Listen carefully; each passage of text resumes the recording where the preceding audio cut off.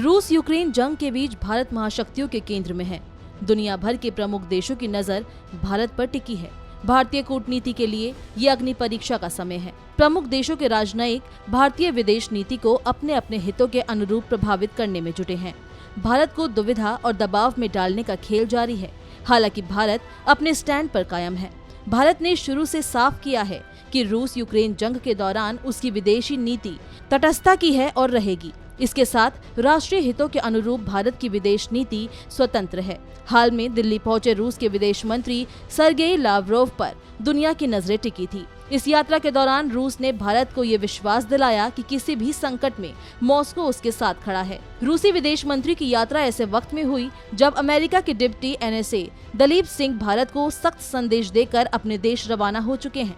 इसके पूर्व चीन के विदेश मंत्री भारत की यात्रा पर थे। वहीं अब दूसरी तरफ अमेरिकी राष्ट्रपति जो बाइडेन ने सोमवार को रूसी राष्ट्रपति व्लादिमीर पुतिन को एक बार फिर युद्ध अपराधी कहा और युद्ध अपराधों के मुकदमे का आग्रह किया, क्योंकि यूक्रेन के बूचा शहर में नागरिक हत्याओं पर वैश्विक आक्रोश है।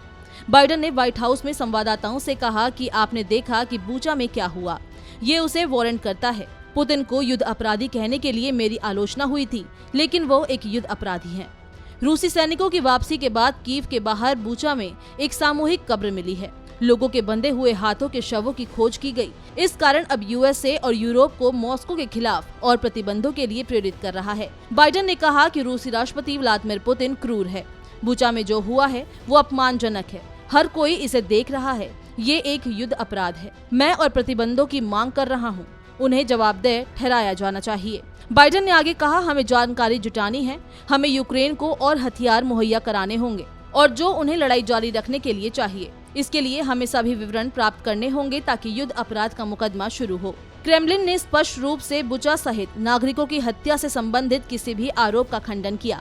क्रेमलिन ने कहा कि यूक्रेन द्वारा रूस को कलंकित करने के लिए कब्रों और लाशों का मंचन किया गया है। वहीं रूसी रक्षा मंत्रालय ने इसे यूक्रेनी अधिकारियों द्वारा रची गई साजिश बताया है। उन्होंने कहा कि शवों की वीडियो और तस्वीरें डालकर यूक्रेनी सरकार दुनिया भर को उकसा रही है। वहीं संयुक्त राष्ट्र में रूसी प्रथम उपदूत दिमित्री पोलांस्की ने इस घटना पर संयुक्त राष्ट्र सुरक्षा परिषद की बैठक का अनुरोध किया। आपको बता दें कि रविवार को कीव के पास बूचा शहर में कथित तौर पर किए गए फुटेज के साथ मीडिया रिपोर्ट सामने आई, जिसमें 410 मृत लोगों के शव सड़कों पर पड़े मिले। रूसी रक्षा मंत्रालय ने दावा किया कि जारी की गई सभी तस्वीरें और फुटेज कथित तौर पर उकसावे का प्रतिनिधित्व करते हैं, क्योंकि रूस सेना को 30 मार्च की शुरुआत में शहर से पूरी तरह से वापस बुला लिया गया था।